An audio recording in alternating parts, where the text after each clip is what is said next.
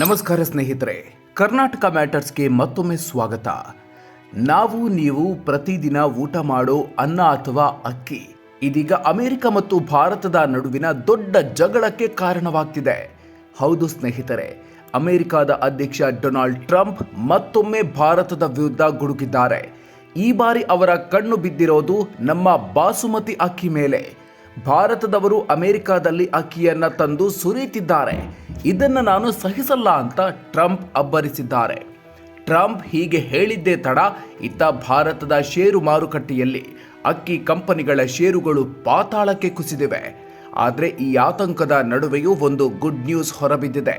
Trump ಸರ್ಕಾರದ ಜೊತೆಗೆ deal ಕುದುರಿಸೋಕೆ ನಮ್ಮ ಕರ್ನಾಟಕದ ದಕ್ಷ ಅಧಿಕಾರಿ ಅಖಾಡಕ್ಕೆ ಇಳಿದಿದ್ದಾರೆ. ಯಾರು ಈ ಅಧಿಕಾರಿ? ಅಷ್ಟಕ್ಕೂ ವೈಟ್ ಹೌಸ್ನಲ್ಲಿ ನಡೆದಿದ್ದೇನು?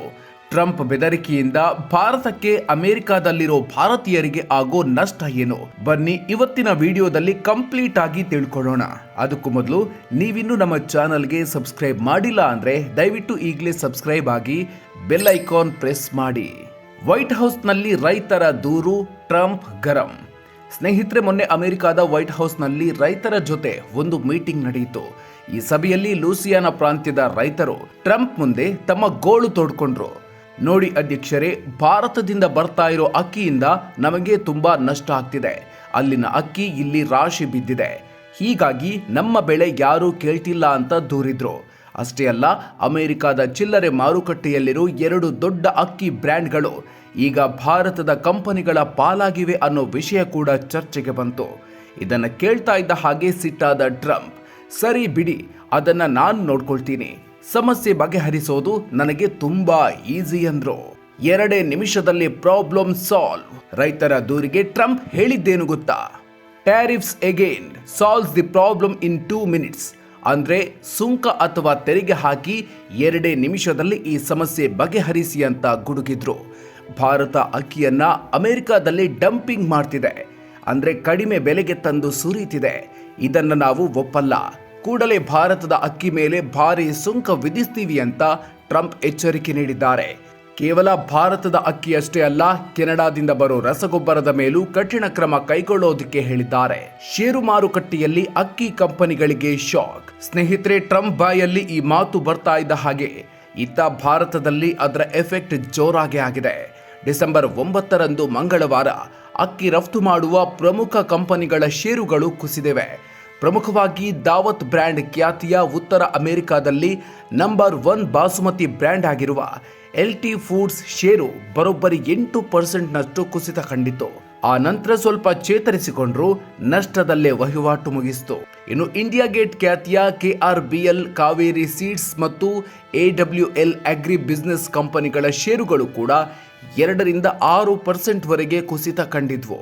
ಇವುಗಳಲ್ಲಿ ಕೆಲವು ದಿನದಂತ್ಯಕ್ಕೆ ಲಾಭದ ಹಳಿಗೆ ಬಂದ್ರೆ ಮತ್ತೆ ಕೆಲವು ನಷ್ಟದಲ್ಲೇ ವಹಿವಾಟು ಕೊನೆಗೊಳಿಸಿದ್ವು. ಟ್ರಂಪ್ ಸುಂಕ ಹಾಕಿದ್ರೆ ಅಮೆರಿಕದಲ್ಲಿ ನಮ್ಮ ಅಕ್ಕಿ ಬೆಲೆ ದುಬಾರಿಯಾಗುತ್ತೆ. ಆಗ ಅಲ್ಲಿನ ಜನ ನಮ್ಮ ಅಕ್ಕಿ ಕೊಳ್ಳೋದು ಕಡಿಮೆ ಮಾಡ್ತಾರೆ ಅನ್ನೋ ಭಯವೇ ಈ ಕುಸಿತಕ್ಕೆ ಕಾರಣ. ಅಮೆರಿಕದಲ್ಲಿರೋ ಭಾರತೀಯರಿಗೆ ಶಾಕ್. ಸ್ನೇಹಿತರೆ, ಅಮೆರಿಕದಲ್ಲಿ ದೊಡ್ಡ ಸಂಖ್ಯೆಯಲ್ಲಿ ಭಾರತೀಯರಿದ್ದಾರೆ. ಇವರೆಲ್ಲ ದೇಶ ಬಿಟ್ಟಿದ್ರೂ ಇಂದಿಗೂ ತಿನ್ನೋದು ಮಾತ್ರ ಅನ್ನವನ್ನೇ.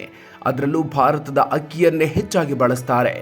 ಒಂದೊಮ್ಮೆ ಟ್ರಂಪ್ ಸುಂಕ ಹಾಕಿದ್ರೆ ಇವರು ಸೇವಿಸೋ ಅಕ್ಕಿ ಬೆಲೆ ಏರಿಕೆ ಕಾಣಲಿದೆ. ಇದರಿಂದ ಅಮೆರಿಕದಲ್ಲಿರುವ ಭಾರತೀಯರಿಗೆ ಬಿಸಿ ತಟ್ಟಲಿದೆ. ಅಮೆರಿಕದ ರೈತರಿಗೆ $12 ಬಿಲಿಯನ್ ಗಿಫ್ಟ್. ಒಂದೆಡೆ ಭಾರತಕ್ಕೆ ಬಿಸಿ ಮುಟ್ಟಿಸಿರೋ ಟ್ರಂಪ್, ಇನ್ನೊಂದೆಡೆ ತಮ್ಮ ದೇಶದ ರೈತರಿಗೆ ಭರ್ಜರಿ ಗಿಫ್ಟ್ ಕೊಟ್ಟಿದ್ದಾರೆ. ಅಮೆರಿಕದ ರೈತರಿಗಾಗಿ ಬರೋಬ್ಬರಿ $12 ಬಿಲಿಯನ್, ಅಂದರೆ ಸುಮಾರು 1 ಲಕ್ಷ ಕೋಟಿಗೂ ಹೆಚ್ಚು ಆರ್ಥಿಕ ನೆರವು ಘೋಷಣೆ ಮಾಡಿದ್ದಾರೆ. ಬೇರೆ ದೇಶದ ಸರಕುಗಳ ಮೇಲೆ ಟ್ಯಾಕ್ಸ್ ಹಾಕಿ ಅಲ್ಲಿಂದ ಬಂದ ಹಣವನ್ನೇ ನಮ್ಮ ರೈತರಿಗೆ ಕೊಡ್ತೀನಿ ಅಂತ ಟ್ರಂಪ್ ಹೇಳಿದ್ದಾರೆ. ರೈತರು ಅಮೆರಿಕದ ಬೆನ್ನೆಲುಬು, ಅವರನ್ನು ಕಾಪಾಡೋದು ನನ್ನ ಕೆಲಸ ಅನ್ನೋದು ಟ್ರಂಪ್ ವಾದ. ಟ್ರಂಪ್ಗೆ ಉತ್ತರ ಕೊಡಲು ಕರ್ನಾಟಕದ ಅಧಿಕಾರಿ ಎಂಟ್ರಿ. ಸ್ನೇಹಿತರೆ, ಭಾರತವು ಅಮೆರಿಕಕ್ಕೆ ಬಾಸುಮತಿ ಅಕ್ಕಿ, ಸಾಂಬಾರ ಪದಾರ್ಥಗಳು ಮತ್ತು ಸಮುದ್ರಾಹಾರವನ್ನು ಅತಿ ಹೆಚ್ಚು ರಫ್ತು ಮಾಡುತ್ತೆ. ಈಗಾಗಲೇ ರಷ್ಯಾ ಕಚ್ಚಾ ತೈಲ ಖರೀದಿ ವಿಚಾರಕ್ಕೆ ಟ್ರಂಪ್ ಸರ್ಕಾರ ಭಾರತದ ಮೇಲೆ ಕೆಂಗಣ್ಣು ಬೀರಿದೆ. ಇದರ ಜೊತೆಗೆ ಈಗ ಅಕ್ಕಿ ಸಮರ ಕೂಡ ಶುರುವಾದರೆ ಭಾರತದ ರಫ್ತು ಉದ್ಯಮಕ್ಕೆ ದೊಡ್ಡ ಪೆಟ್ಟು ಬೀಳೋ ಸಾಧ್ಯತೆ ಇದೆ. ಹೀಗಾಗಿ ಇದನ್ನೆಲ್ಲ ನೋಡ್ತಾ ಭಾರತ ಸರ್ಕಾರ ಸುಮ್ಮನೆ ಕೂತಿಲ್ಲ. ಅಮೆರಿಕದ ಜೊತೆಗೆ ವ್ಯಾಪಾರ ಮಾತುಕತೆ ನಡೆಸಿ ಸಮಸ್ಯೆ ಬಗೆಹರಿಸಲು ಸಜ್ಜಾಗಿದೆ. ನಮಗೆಲ್ಲ ಹೆಮ್ಮೆಯ ವಿಷಯ ಅಂದರೆ ಅಮೆರಿಕದ ಜೊತೆಗಿನ ಈ ಹೈ ವೋಲ್ಟೇಜ್ ಮಾತುಕತೆಗೆ ಭಾರತದ ನೇತೃತ್ವ ವಹಿಸಿರೋದು ನಮ್ಮ ಕರ್ನಾಟಕ ಕೇಡರ್ನ IAS ಅಧಿಕಾರಿ. ಹೌದು, ದರ್ಪಣ್ ಜೈನ್ ಅವರನ್ನ ಈಗ ಭಾರತ ಅಮೆರಿಕ ವ್ಯಾಪಾರ ಒಪ್ಪಂದದ ಚೀಫ್ ನೆಗೋಷಿಯೇಟರ್ ಅಂದರೆ ಮುಖ್ಯ ಸಂಧಾನಕಾರರಾಗಿ ನೇಮಿಸಲಾಗಿದೆ. ಇವರು 2001ನೇ ಬ್ಯಾಚ್ನ ಕರ್ನಾಟಕದ ಕೇಡರ್ನ IAS ಅಧಿಕಾರಿ. ಪ್ರಸ್ತುತ ವಾಣಿಜ್ಯ ಸಚಿವಾಲಯದಲ್ಲಿ ಜಂಟಿ ಕಾರ್ಯದರ್ಶಿಯಾಗಿದ್ದಾರೆ. ಇಲ್ಲಿಯವರೆಗೂ ರಾಜೇಶ್ ಅಗರ್ವಾಲ್ ಅವರು ಈ ಮಾತುಕತೆಗಳನ್ನು ನೋಡ್ಕೊಳ್ತಾ ಇದ್ರು. ಈಗ ಅವರು ವಾಣಿಜ್ಯ ಕಾರ್ಯದರ್ಶಿಯಾಗಿ ಬಡ್ತಿ ಪಡೆದಿರೋದ್ರಿಂದ ಆ ಜವಾಬ್ದಾರಿಯನ್ನ ದರ್ಪಣ್ ಜೈನ್ ಅವರಿಗೆ ವಹಿಸಲಾಗಿದೆ. ದರ್ಪಣ್ ಜೈನ್ ಅವರಿಗೆ ಅಂತಾರಾಷ್ಟ್ರೀಯ ವ್ಯಾಪಾರ ಮಾತುಕತೆಗಳಲ್ಲಿ ಬರೋಬ್ಬರಿ 6 ವರ್ಷಗಳ ಅನುಭವ ಇದೆ. ಹೀಗಾಗಿ ಟ್ರಂಪ್ ಸರ್ಕಾರದ ತಂತ್ರಗಳಿಗೆ ಇವರು ಸರಿಯಾದ ಪ್ರತಿತಂತ್ರ ಹೂಡಬಲ್ಲರು ಅನ್ನೋದು ಸರ್ಕಾರದ ಲೆಕ್ಕಾಚಾರ. ದೆಹಲಿಯಲ್ಲಿ ಶುರುವಾಗಿದೆ ಮಹತ್ವದ ಮೀಟಿಂಗ್. ವಿಷಯ ಇಷ್ಟೇ ಅಲ್ಲ ಸ್ನೇಹಿತರೆ, ಪರಿಸ್ಥಿತಿ ತಿಳಿಗೊಳಿಸಲು ಅಮೆರಿಕದ ಹಿರಿಯ ಅಧಿಕಾರಿಗಳ ತಂಡ ಈಗಾಗಲೇ ದೆಹಲಿಗೆ ಬಂದಿಳಿದಿದೆ. ಡಿಸೆಂಬರ್ 9ರಿಂದ 11ರವರೆಗೆ ಈ ತಂಡ ಭಾರತದಲ್ಲೇ ಇರಲಿದೆ. ಅಮೆರಿಕದ ಉಪ ವ್ಯಾಪಾರ ಪ್ರತಿನಿಧಿ ರಿಕ್ ಸ್ವಿಟ್ಜರ್ ನೇತೃತ್ವದಲ್ಲಿ ಡಿಸೆಂಬರ್ 10 ಮತ್ತು 11ರಂದು ದ್ವಿಪಕ್ಷೀಯ ವ್ಯಾಪಾರ ಒಪ್ಪಂದದ ಬಗ್ಗೆ ಮಹತ್ವದ ಚರ್ಚೆ ನಡೆಯಲಿದೆ. ಈ ಸಭೆಯಲ್ಲಿ ನಮ್ಮ ದರ್ಪಣ್ ಜೈನ್ ಅವರೇ ಅಮೆರಿಕದ ಅಧಿಕಾರಿಗಳನ್ನು ಎದುರಿಸುತ್ತಿದ್ದಾರೆ. ಒಂದೆಡೆ ಟ್ರಂಪ್ ಅಕ್ಕಿ ಮೇಲೆ ಟ್ಯಾಕ್ಸ್ ಹಾಕ್ತೀನಿ ಅಂತಿದ್ರೆ, ಇನ್ನೊಂದೆಡೆ ಅಮೆರಿಕದ ಅಧಿಕಾರಿಗಳು ಚರ್ಚೆಗೆ ಬಂದಿದ್ದಾರೆ. ನಮ್ಮ ಕರ್ನಾಟಕದ ಕೇಡರ್ನ ಅಧಿಕಾರಿ ದರ್ಪಣ್ ಜೈನ್ ಅವರ ಚಾಕಚಕ್ಯತೆಯಿಂದ ಈ ಅಕ್ಕಿ ಯುದ್ಧ ನಿಲ್ಲುತ್ತಾ ಅಥವಾ ಟ್ರಂಪ್ ಹಠವೇ ಗೆಲ್ಲುತ್ತಾ ಅನ್ನೋದನ್ನ ಕಾದು ನೋಡಬೇಕಿದೆ. ಈ ಬಗ್ಗೆ ನಿಮಗೇನನ್ಸುತ್ತೆ ಸ್ನೇಹಿತರೆ? ನಮ್ಮ ಅಧಿಕಾರಿಗಳು ಟ್ರಂಪ್ ಅವರನ್ನ ಕನ್ವಿನ್ಸ್ ಮಾಡೋದಕ್ಕೆ ಸಾಧ್ಯನಾ, ಅಥವಾ ನಾವು ಅಮೆರಿಕ ಬಿಟ್ಟು ಬೇರೆ ದೇಶಗಳಿಗೆ ಅಕ್ಕಿ ಮಾರೋದು ಬೆಸ್ಟಾ? ನಿಮ್ಮ ಅಭಿಪ್ರಾಯವನ್ನ ತಪ್ಪದೇ ಕಾಮೆಂಟ್ ಮಾಡಿ ತಿಳಿಸಿ.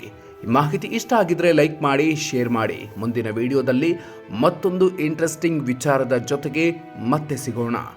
ಅಲ್ಲಿವರೆಗೂ ನಮಸ್ಕಾರ.